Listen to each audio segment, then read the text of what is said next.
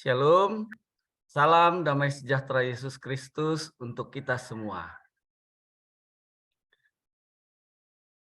Suara Tuhan ataukah suara dari hati kita sendiri? Hari pertama kita belajar bahwa apabila kita mau mendengar suara Tuhan, maka kita harus selalu dekat dengan Dia, selalu berkomunikasi dengan Dia. Kemarin kita belajar bahwa Tuhan senang sekali untuk dekat dengan kita. Tetapi terkadang kita hanya mau bicara tanpa mau mendengarkan. Ada satu hal lagi saat ini kita akan pelajari yang akan menjadi penghalang bagi kita untuk peka. Mengetahui dengan pasti apakah ini suara Tuhan atau suara hati kita sendiri. Yesaya 59 ayat 1 firman Tuhan mengatakan, sesungguhnya tangan Tuhan tidak kurang panjang untuk menyelamatkan dan pendengarannya tidak kurang tajam untuk mendengar. Ayat yang kedua, tetapi yang merupakan pemisah antara kamu dan Allahmu ialah segala kejahatanmu dan yang membuat dia menyembunyikan diri terhadap kamu sehingga ia tidak mendengar ialah segala doamu. Maaf. Saya ulangi, sehingga ia tidak mendengar ialah segala dosamu. Kita tunduk kepala, kita berdoa. Bapa Sorgawi, tolong kuasai hamba-Mu ya Tuhan, ketika membawakan kebenaran firman-Mu ini. Tutupi hamba-Mu dengan salib-Mu, agar Kristus saja yang dipermuliakan, dan kami mendapatkan berkat. Di dalam nama Yesus kami berdoa. Amin. Saudara yang kasih, penurutan adalah faktor yang menentukan untuk kelangsungan atau kesinambungan komunikasi kita dengan Allah. Dalam kesaksian kemarin, saya menyebutkan bahwa Tuhan selalu menjawab doa saya, sehingga saya bersyukur dan dekat dengannya. Bukankah ini faktor yang harus kita ingat selalu dalam kehidupan kita? Bahwa ada banyak tuntunan Tuhan dan jawaban doa kepada kita. Bukankah jawaban doa ini juga seharusnya menuntun kita untuk melakukan penurutan terhadap segala perintah Tuhan? Sekali lagi saudara yang kasih, kita bukan mendengar suara yang akan mendengung di telinga kita. Tetapi suara yang kita dengar adalah dari hati nurani kita. Apabila kita sering mengisinya dengan kebenaran-kebenaran firman Tuhan, prinsip-prinsip kebenaran, maka itulah yang akan keluar untuk menuntun kehidupan kita. Itulah suara Tuhan yang berbicara melalui hati nurani kita. Ketika kita banyak alasan untuk tidak melakukan firman itu, maka prinsip kebenaran ditentang. Firman akan menjadi buram dan bukan lagi menjadi sesuatu yang benar, melainkan menjadi abu-abu. Akibatnya ialah bahwa suara hati kita lah yang akan berperan. Semakin dibiasakan, maka semakin hilang prinsip kebenaran yang disuarakan melalui firman itu. Maka semakin dominan suara hati kita sendiri yang terdengar. Tuhan telah memberikan peringatan. Dia menyampaikan prinsip-prinsip yang perlu diperhatikan oleh setiap orang Kristen dan dibawa ke dalam kehidupan praktisnya. Mereka yang mengabaikan terang dan peringatan yang dengan senang hati Tuhan berikan akan tumbuh semakin egois dan percaya pada diri sendiri. Saudara yang kasih, kalau kita menentang prinsip-prinsip terang kebenaran yang Tuhan telah berikan kepada kita, kita akan tumbuh dikatakan semakin egois dan semakin percaya pada diri sendiri. Maka suara hati yang mendengung di benak kita, pikiran kita, itu adalah suara hati kita sendiri. Berhati-hatilah karena suara hati kita adalah menipu. Ketika kita memulai bercakap-cakap dengan Tuhan dengan cara yang sederhana, kita kemudian dibawa kepada pertanyaan-pertanyaan tentang hal-hal yang tidak terjadi sesuai dengan keinginan kita atau kehendak kita.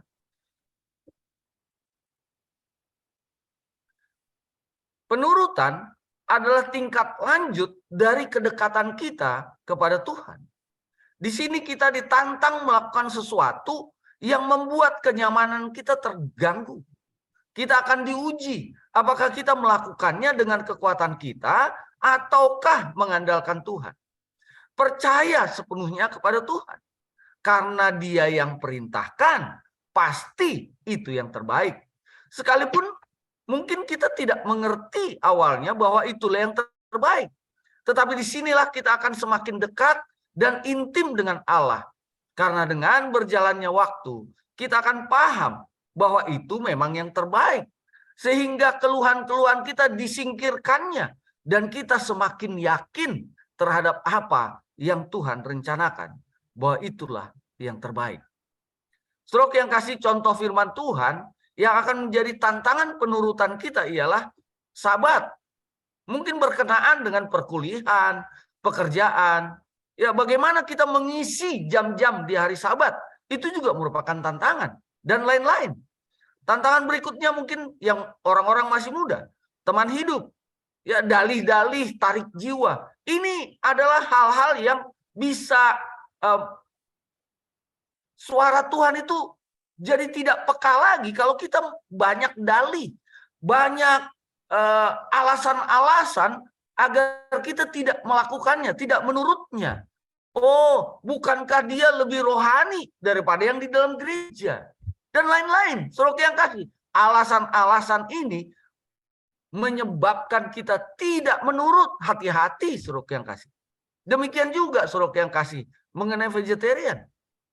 Ini banyak sekali dalih dan bahkan berbalik mengolok bagi orang yang melakukannya. Saya akan memberikan kesaksian nanti mengenai hal ini. Country living, saudara yang kasih, banyak yang tidak memahami ini karena tidak ada roh penurutan. Country living, apakah sudah waktunya sekarang? Itu bukan pertanyaan. Itu sudah diberikan petunjuk oleh Nyonya White, udah lama. Country living berbicara tentang bagaimana kita bisa memantulkan tabiat Kristus, mengembangkan tabiat. Itu fokusnya. Sedangkan mission to the city itu berbicara mengenai misi. Sangat berbeda. Kalau dibicarakan sekarang, apakah sudah waktunya? Bagi saya, saudara yang kasih, saya mohon ampun sama Tuhan. Karena ini sudah terlambat. Panggilan untuk keluar dari kota sekarang ini bukan country living. Panggilan keluar dari kota sekarang adalah karena tonggak-tonggak ya Roma sudah menguasai Yerusalem. Saudara yang kasih, itu alasannya sekarang untuk kita keluar dari kota. Hidup tidak berdosa di dunia sekarang ini. Ini yang selalu kita doakan. Righteousness by faith. Saudara yang kasih. Kita bergumul dengan dosa. Iya. Tapi saudara yang kasih. Kalau kita mengundang Yesus di hati kita. Yesus yang akan bekerja di hati kita. Setiap kebenaran yang kita terima. Itu akan termeterai di hati kita. Dengan kuasa Roh Kudus. Maka firman Tuhan yang telah termeterai dalam pikiran kita akan terpantul keluar. Yang dilihat oleh orang adalah hidup Kristus di dalam diri kita. Saudara yang kasih, kita akan berkembang pengetahuan prinsip-prinsip kebenaran Ketika kita dalam tahap-tahap sabat, tidak kompromi, mencari teman hidup, tidak kompromi, dan yang lain-lain, hidupkan jiwa penurutan di dalam diri kita. Minta roh Tuhan menuntun kita memiliki roh penurutan. Tantangan itu akan semakin lama, semakin besar. Dan semakin kita berserah kepada Tuhan, maka semakin intim kita dengannya. Saudara yang kasih, bukankah kita memerlukan seseorang ketika kita mengalami tantangan? Dan orang yang dapat kita andalkan, oknum yang kita dapat andalkan, hanyalah Yesus Kristus. Berdoalah, serahkan kekhawatiranmu kepada dirinya. Dan ketika engkau merasa nyaman, tenang, dan damai di dalam pergumulan itu, yakinlah bahwa Yesus sudah di samping Anda. Sampai akhirnya kita disebut sebagai sahabat Allah dan hidup bergaul dengan Allah.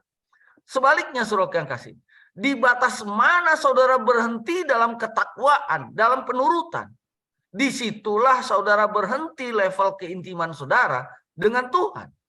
Jadi kembangkan terus, minta terus kepada Tuhan roh penurutan.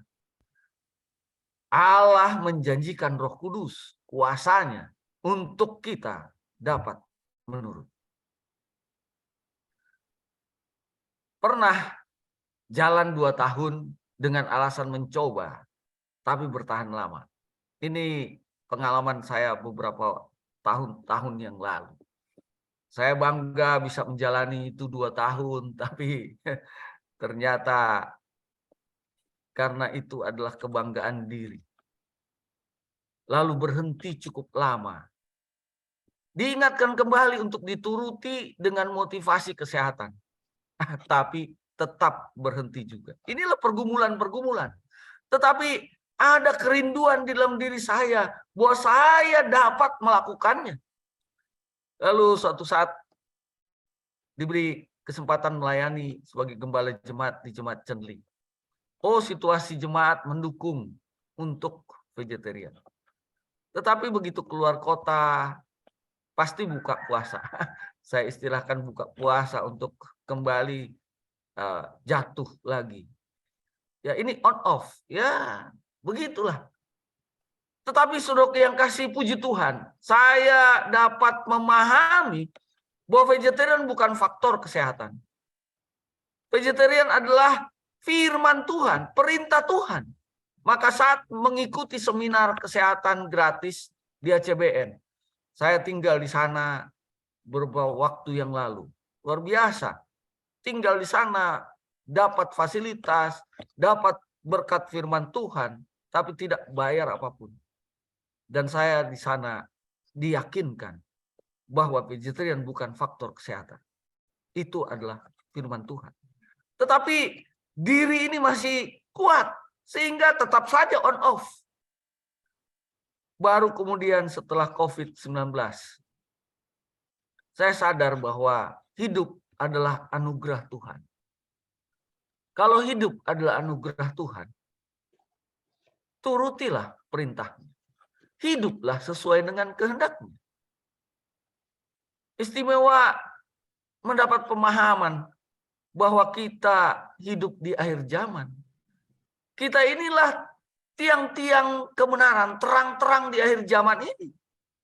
Dan satu saat Allah merindukan bahwa dia dijemput oleh umatnya yang masih hidup, telah diubahkan, memantulkan tabiat Kristus. Saudara yang kasih, Injil mengatakan bahwa kalau Injil telah diberitakan ke seluruh dunia, baru tiba kesudahannya. Saya melihat sekarang ini, saudara yang kasih, ketika COVID, Injil diberitakan ke seluruh dunia melalui media-media. Saya yakin bahwa Matius 24 ayat 14 sudah digenapi. Yang belum digenapi adalah apa yang Nyonya White tuliskan. Ketika tabiat Allah telah dipantulkan dengan sempurna oleh umatnya, Di saat itulah Yesus datang. Saudara yang kasih, ini yang ditunggu. Ketika 4 mata angin itu ditahan oleh 4 malaikat. Supaya umat-umat Tuhan dimeteraikan. Inilah alasannya kenapa Yesus belum datang. Injil telah diberitakan ke seluruh muka bumi. Yang ditunggu adalah bagaimana kita memantulkan tabiat Kristus di atas dunia ini. Rok yang kasih, meskipun terang Tuhan sedang bersinar dalam cahaya yang lebih jelas dari sebelumnya. Dan akan bersinar semakin jelas saat kita mendekati penutupan sejarah bumi. Saya berhenti dulu di sini, Saudara yang kasih. Ini adalah firman Tuhan melalui pena inspirasi roh nubuat. Ye shall receive power. Halaman 356 alinea keempat. Dikatakan terang Tuhan itu akan bersinar lebih jelas dari sebelumnya. Dan akan semakin lebih jelas mendekati penutupan sejarah bumi ini. Kitalah yang hidup di penutupan sejarah bumi ini. Apa yang pena inspirasi katakan? Mereka yang akan dapat membedakan kebenaran dari kesalahan adalah orang-orang yang sering berlutut dalam doa, mencari hikmat dari Tuhan. Hanya pancaran terang dari matahari kebenaran sajalah yang dapat menyingkap rencana musuh yang banyak dan beragam.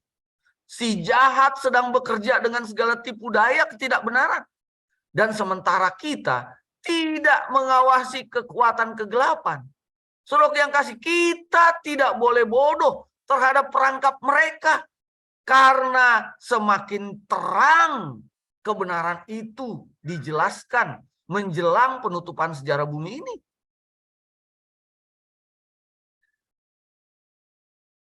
Jika kita menerima Kristus sebagai sang pemandu kita, Dia akan menuntun kita dengan aman di sepanjang jalan yang sempit. Jalannya mungkin kasar dan berduri, dan pendakiannya curam dan berbahaya. Mungkin ada jebakan di sebelah kanan dan kiri. Ketika lelah dan merindukan kelegaan, kita mungkin harus bekerja keras. Ketika pingsan, kita mungkin harus bertarung. Tetapi dengan Kristus sebagai pembimbing kita, kita tidak akan gagal mencapai surga. Saudara yang kasih, kita harus bergumul, memiliki roh penurutan. Jalan sempit, kasar, berduri, curam, berbahaya. Ada jebakan kiri kanan. Bahkan saudara yang kasih, ini ada kata pingsan. Sampai sejauh mana pergumulan kita untuk bertarung demi Kristus. Kita juga bertarung adalah dengan kuasa Tuhan. Dengan Kristus sebagai pembimbing kita. Itu sebabnya saudara yang kasih, dekatlah dengan Tuhan. Doa, tapi jangan fokus kepada kehendak kita. Doa, fokuslah kepada kehendak Tuhan. Pelajari firman Tuhan. Serap firman Tuhan. Kita rindu firman Tuhan. Saudara yang kasih, kita sering menyanyikan ini. Dalam bahasa Indonesia, kalau serta Tuhan. Tetapi saya tidak ambil bahasa Indonesianya, karena saya lebih meresapi ketika membacanya, merenungkannya dalam bahasa Inggris. Lebih kena, saudara yang kasih. When we walk with the Lord, in the light of His word, what a glory He sets on our way. While we do His good will, He abides with us still, and with all who will trust and obey. Trust and obey. For there's no other way to be happy in Jesus but to trust and obey. Bapa Sorgawi, tolong kami ya Tuhan, berilah roh penurutan itu. Ubahlah hati kami yang memiliki roh mementingkan diri, yang memiliki roh kecenderungan untuk berbuat dosa.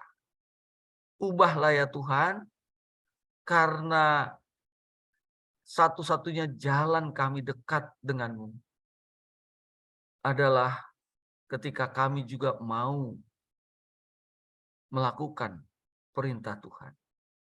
Kami mau melakukan perintah-Mu ya Tuhan, tapi kami lemah.